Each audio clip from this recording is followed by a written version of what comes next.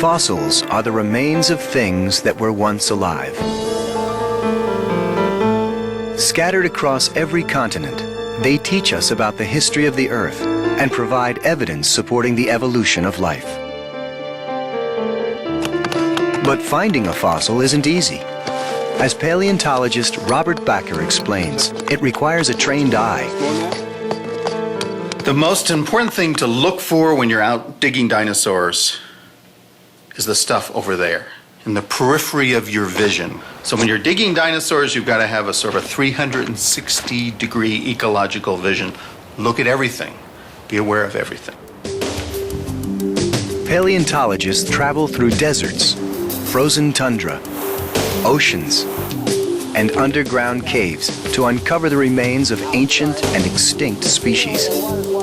The job can be risky, yet finding a fossil is only the beginning. Once it's discovered, paleontologists must carefully extract it from the ground.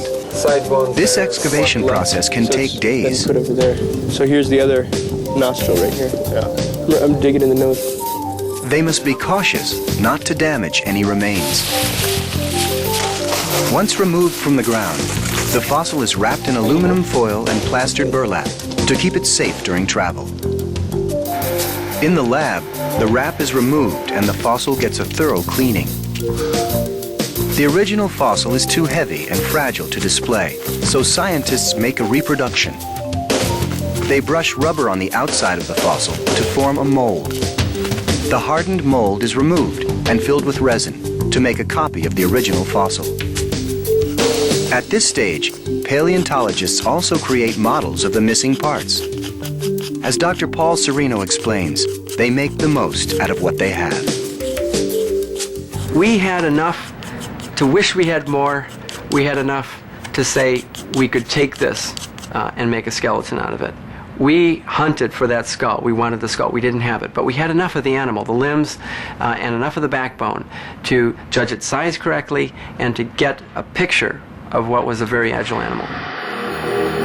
The reconstructed bones are now ready to piece together.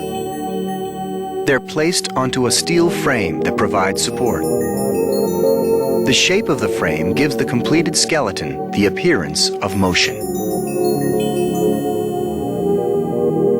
Putting together a full skeleton is a tremendous challenge. With pieces missing and sometimes only fragments of a bone to work with, mistakes are not uncommon.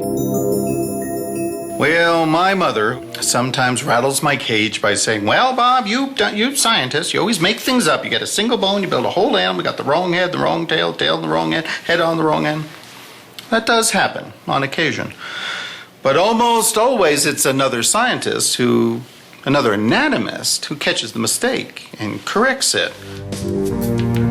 In most cases, paleontologists eventually get it right. With a lot of skill and a little bit of luck, the results are extraordinary. The resurrection of a species that became extinct millions of years ago.